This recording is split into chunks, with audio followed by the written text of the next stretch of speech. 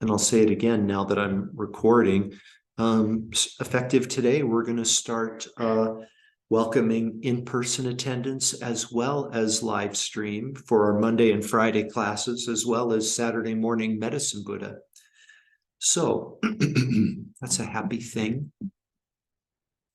You guys, let's go ahead and do some meditation. Please settle into a comfortable meditation posture, using whichever method you find most effective. Allow both your physical body and your mind to start to settle and rest, to become quiet and still. And when you're ready, please go ahead and gently transition into meditation on the inner body.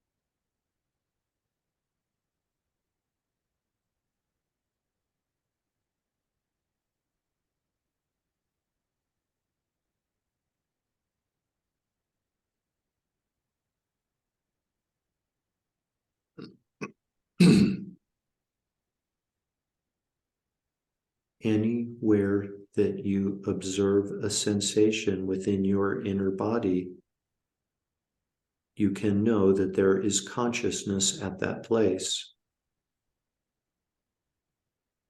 This points to one of the most important aspects of this meditation, is that it provides a direct experience of the fact that your body and your mind are not separate.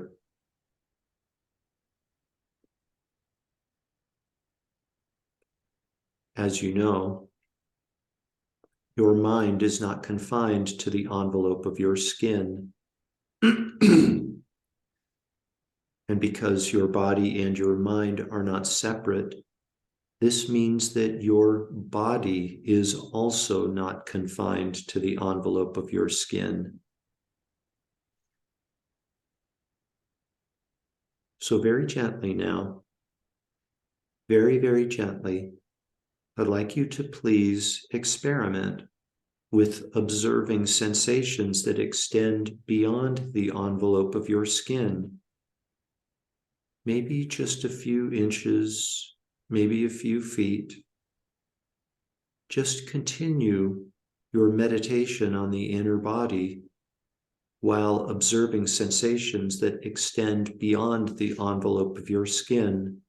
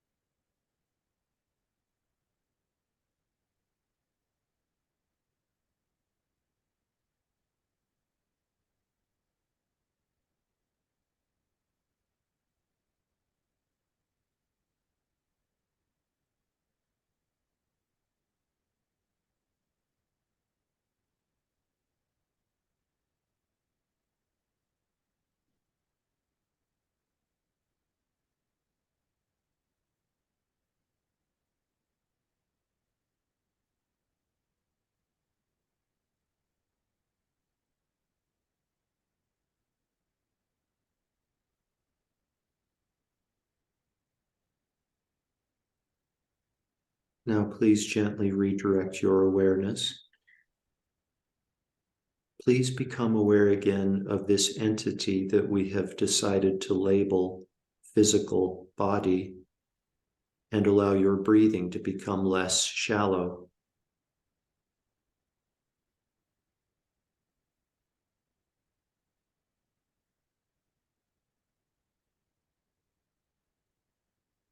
Taking deeper and deeper breaths, become aware again of the garments of clothing resting on the surface of your body.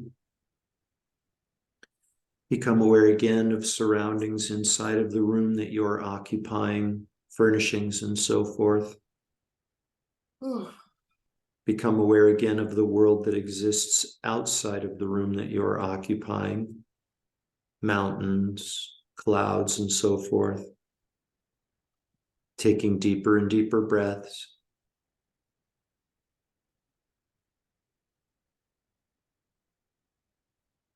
We dedicate all of the merit from this morning's meditation to world peace. May all beings without exception be completely free from all forms of emotional and physical suffering. May all beings without exception abide in a state of fearlessness. May they be contented. May they be at peace. May they come to enjoy complete and permanent freedom.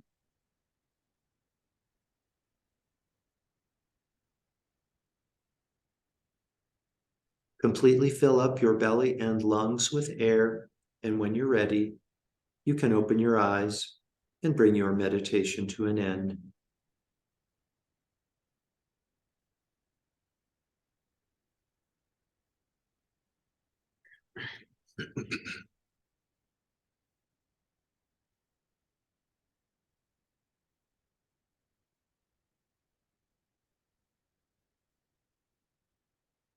Welcome back, everybody.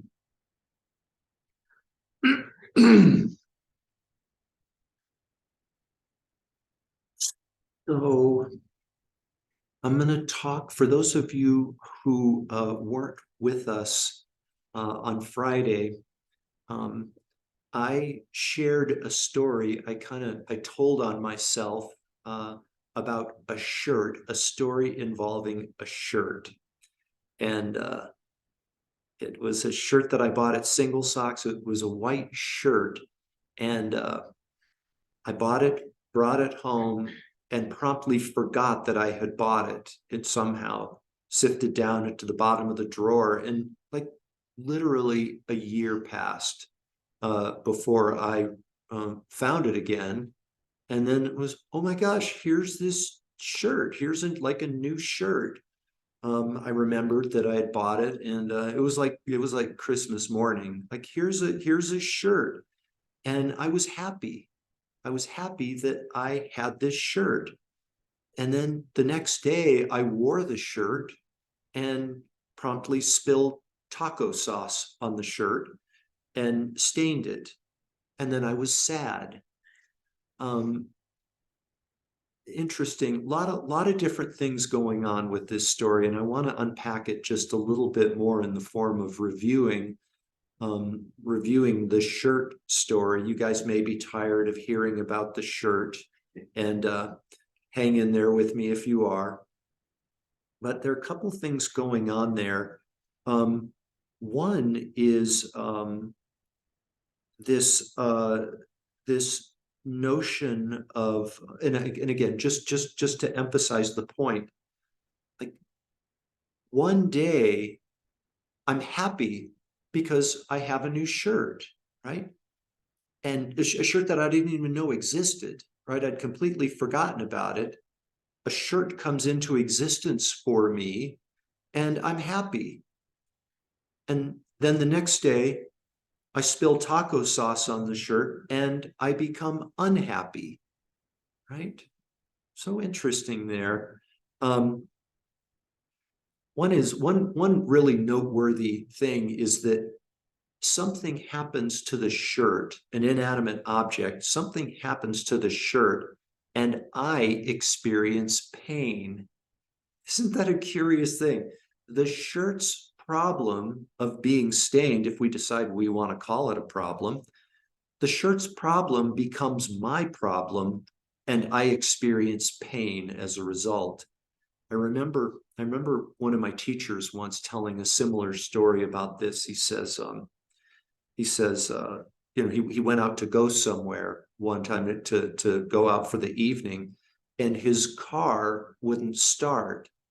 And he says, how he decided to label is, I have a problem with my car.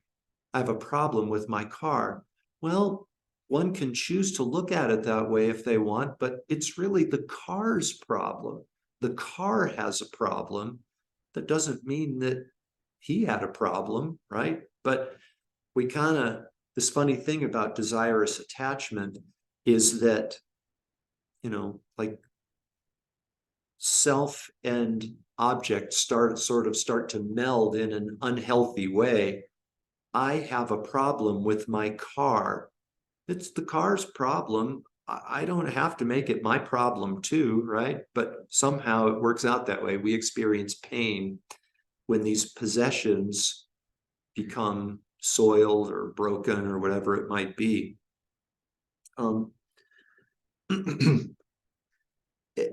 Latent in this example or this situation is that the object becomes an extension of ourself through desirous attachment.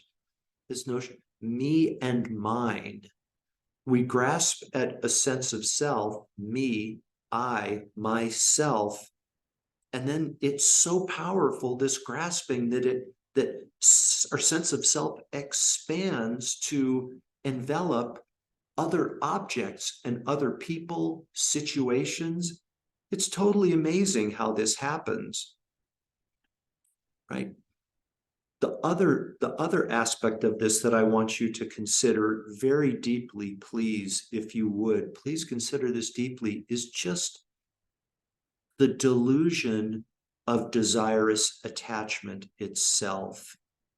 And I'm going to try to explain how this links up to wisdom realizing emptiness, how wisdom realizing emptiness can help us directly and permanently overcome this delusion of desirous attachment.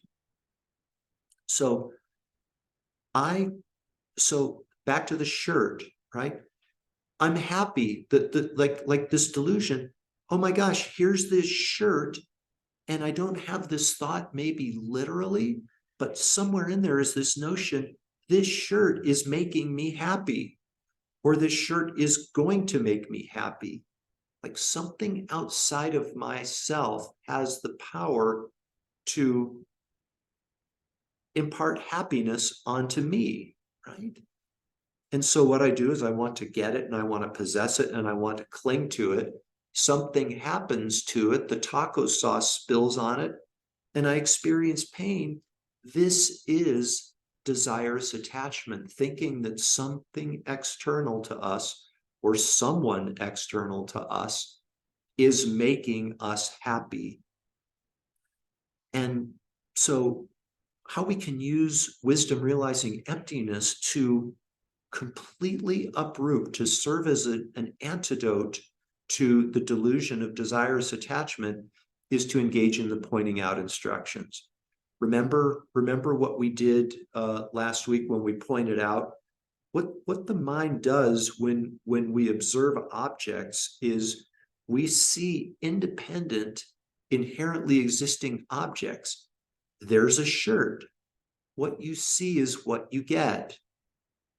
But if we examine more closely, we'll see that there are different parts to the shirt. There's a collar, there are buttons, maybe there's a pocket, maybe there's seams where different pieces of fabric come together. The shirt is comprised of parts, and those parts have parts. I know we've gone over this many times, and we've got to keep going over it till we really come to appreciate it, right? It's our mind, it's almost like we're having a dream.